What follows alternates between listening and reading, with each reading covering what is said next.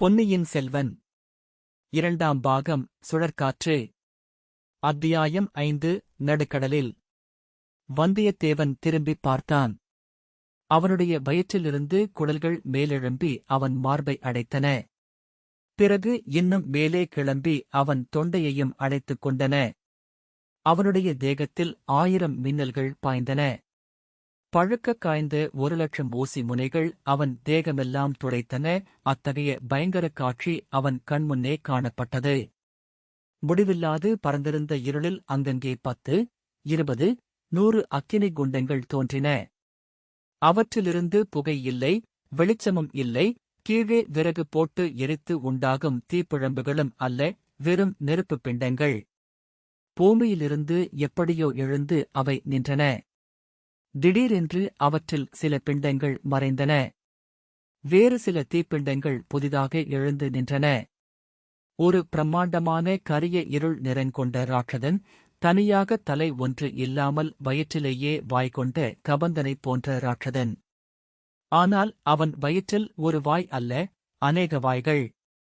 அந்த வாய்களை அவன் அடிக்கடி திறந்து மூடினான்.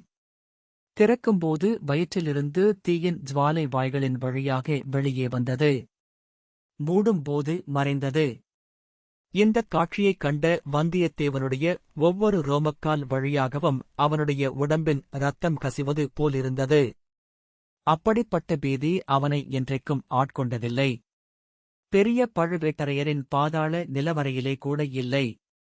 அவன் பின்னால் ஹா ஹா ஹா என்ற ஒரு சிரிப்பு கேட்டது. திரும்பிப் பார்த்தான். பூங்குழலிதான்.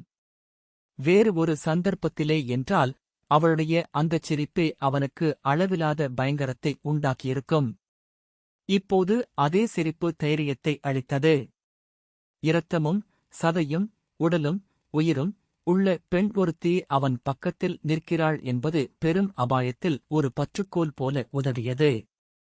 பார்த்தாயா என் காதலர்களை என்று பூங்குழலி கேட்டாள். இந்தக் கொள்ளிவாய்ப் பிசாசுகள்தான் என் காதலர்கள். இவர்களைப் பார்த்து சல்லாபம் செய்வதற்குத்தான் நள்ளிரவில் இந்த இடத்துக்கு நான் வருகிறேன் என்றாள். இந்தப் பெண்ணுக்கு நன்றாகப் பித்து பிடித்திருக்கிறது என்பதில் எள்ளளவும் சந்தேகமில்லை. இவளுடைய உதவியைக் கொண்டு இலங்கைக்குப் போகிறது நடக்கிற காரியமா? இவ்வாறு வந்தியத்தேவன் எண்ணினான். அவனுடைய உள் மனத்திலிருந்து வேறு ஏதோ ஒரு எண்ணம் வெளிவரப் போராடிக் கொண்டிருந்தது. அது என்ன? இந்தக் கொள்ளிவாய்ப் பிசாசுகளைப் பற்றிய ஏதோ ஒரு விஷயந்தான். உன்னுடைய சிநேகிதன் சேந்தனமுதனால் இத்தகைய காதலர்களோடு போட்டியிட முடியுமா என்று பூங்குழலி கூறியது கிணற்றுக்குள்ளே இருந்து வரும் குரலைப் போல் கேட்டது. ஏனெனில் அவனுடைய உள்ளம் அப்போது எதையோ ஞாபகப்படுத்திக் கொள்ள முயன்று கொண்டிருந்தது.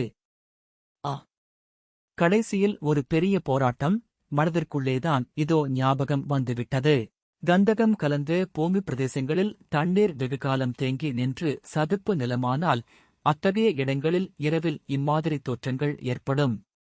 பூமிக்குள்ளே இருந்து கந்தகம் கலந்த வாயு வெளியில் வரும்போது நெருப்புப் பிழம்பு வருவது போலிருக்கும். சில சமயம் நீடித்து நிற்கும். சில சமயம் குக்குப் என்று தோன்றி மறையும். இந்த இயற்கை தோற்றத்தைக் கண்டு அறியாத மக்கள் பயப்படுவார்கள். கொள்ளிவாய்ப் பிசாசு என்று பயங்கரப் பெயர் கொடுத்து பீதி அடைவார்கள். இப்படி பெரியோர் சொல்லி அவன் கேள்விப்பட்டிருந்தது ஞாபகத்துக்கு வந்தது. பிறகு அவனுடைய அறிவுக்கும் பயத்துக்கும் போர் நடந்தது. அறிவு வெற்றி பெற்றது. ஆனால் அதையெல்லாம் இச்சமயம் இந்த பிரமை பிடித்த பெண்ணிடம் சொல்லிப் பயனில்லை. எப்படியாவது அவளுக்கு நல்ல வார்த்தை சொல்லி அழைத்துக் கொண்டு போய்விட வேண்டியதுதான். பெண்ணே, உன் காதலர்கள் எங்கும் போய்விட மாட்டார்கள், இங்கேதான் இருப்பார்கள். நாளைக்கும் அவர்களை வந்து பார்க்கலாம் அல்லவா? வீட்டுக்குப் போகலாம், வா என்றான். அதற்கு பூங்குழலி மறுமொழி ஒன்றும் சொல்லவில்லை. விம்மி அழத் தொடங்கினாள். இது என்ன தொல்லை என்று வந்தியத்தேவன் எண்ணினான். பின்னர் சற்று நேரம் சும்மாயிருந்தான். பெண்ணே, நாம் போகலாமா என்று மீண்டும் கேட்டான். விம்மல் நிற்கவில்லை. வந்தியத்தேவனுக்கு அலுத்துப் போய்விட்டது. சரி, உன் இஷ்டம் போல் செய். எனக்குத் தூக்கம் வருகிறது. நான் போகிறேன் என்று சொல்லிவிட்டு இறங்கத் தொடங்கினான். பூங்குழலி உடனே விம்மலை நிறுத்தினாள். மேட்டிலிருந்து இறங்கத் தொடங்கினாள். நாலே பாய்ச்சலில் வந்தியத்தேவனுக்கு முன்னால் கீழே போய் நின்றாள். வந்தியத்தேவன் ஓடிப்போய் அவளைப் பிடித்தான். இருவரும் கலங்கரை விளக்கை நோக்கி நடக்கத் தொடங்கினார்கள். இந்தப் பித்து பிடித்த பெண்ணை நம்பிப் படகில் ஏறுவதாவது, கடலைக் கடப்பதாவது? ஆயினும் வேறு வழி இல்லை என்று தெரிகிறதே. ஏதாவது நல்ல வார்த்தை சொல்லி சிநேகம் செய்து கொள்ளப் பார்க்கலாமா? வானத்தில் வால் நட்சத்திரம் தோன்றுகிறதே, அதைப் பற்றி உன் கருத்து என்ன என்று பூங்குழலி கேட்டாள். என் கருத்து ஒன்றுமில்லை. வால் நட்சத்திரம் தோன்றுகிறது, அவ்வளவுதான் என்றான் வந்தியத்தேவன். வால் நட்சத்திரம் வானில் தோன்றினால் பூமியில் பெரிய கேடுகள் விளையும் என்று சொல்கிறார்களே, அப்படித்தான் சிலர் சொல்கிறார்கள். நீ என்ன சொல்லுகிறாய்? நான் ஜோதிட சாஸ்திரம் படித்ததில்லை. ஜனங்கள் அப்படிச் சொல்லிக் கொள்வதுதான் எனக்குத் தெரியும். சற்று நேரம் மௌனமாக நடந்தார்கள். பிறகு பூங்குழலி, சக்கரவர்த்திக்கு உடம்பு சுகமில்லை என்று சொல்கிறார்களே, அது உண்மைதானே என்றாள். இவள் அவ்வளவு பித்துக்குளிப் பெண் அல்ல என்று வந்தியத்தேவன் எண்ணிக்கொண்டான். கொஞ்சம் அவனுக்கு நம்பிக்கை பிறந்தது. நானே என் கண்ணால் பார்த்தேன். சக்கரவர்த்தி படுத்த படுக்கையாய் கிடக்கிறார். 2 கால்களிலும் உணர்ச்சியே கிடையாது. ஓர் அடிகூட எடுத்து வைக்க முடியாது. அவரை குணப்படுத்த மூலிகை கொண்டு வரத்தானே நான் வந்திருக்கிறேன்.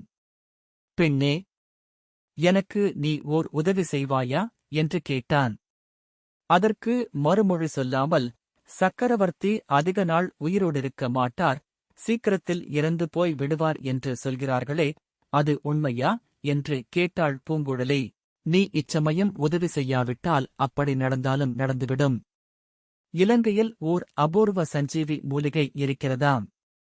அதைக் கொண்டு வந்தால் சக்கரவர்த்தி பிழைத்துக் கொள்வாராம். நீ படகு தள்ளிக்கொண்டு இலங்கைக்கு வருவாயா? சக்கரவர்த்தி ஒருவேளை இறந்து போனால் அடுத்தபடி யார் பட்டத்துக்கு வருவார்கள் என்று பூங்குழலி கேட்டது வந்தியத்தேவனை தூக்கி வாரிப் போட்டது. பெண்ணே, எனக்கும் உனக்கும் அதைப்பற்றி என்ன? யார் பட்டத்துக்கு வந்தால் நமக்கு என்ன கவலை? ஏன் கவலை இல்லை? நீயும் நானும் இந்த ராஜ்யத்தின் பிரஜைகள் அல்லவா? இந்தப் பெண் பித்து பிடித்தவளே அல்ல, இவளிடம் ஜாக்கிரதையாகவே நடந்து கொள்ள வேண்டும். இவளுடைய விசித்திரமான செயல்களுக்கு வேறு காரணம் இருக்க வேண்டும். ஏன் பேசாமலிருக்கிறாய்?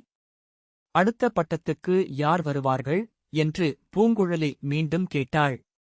ஆதித்த கரிகாலருக்குத்தான் யுவராஜா பட்டம் கட்டியிருக்கிறது. அவர்தான் நியாயமாக அடுத்த பட்டத்துக்கு வரவேண்டும். மதுராந்தகர், அவருக்கு உரிமை ஒன்றுமில்லையா? அவர்தான் இராஜ்யம் வேண்டாம் என்று சொல்லிவிட்டாரே. முன்னே அப்படிச் சொன்னார், இப்போது ராஜ்யம் வேண்டும் என்று சொல்கிறாராமே. அவர் சொன்னால் போதுமா? பிரஜைகள் எல்லாரும் ஒப்புக்கொள்ள வேண்டாமா?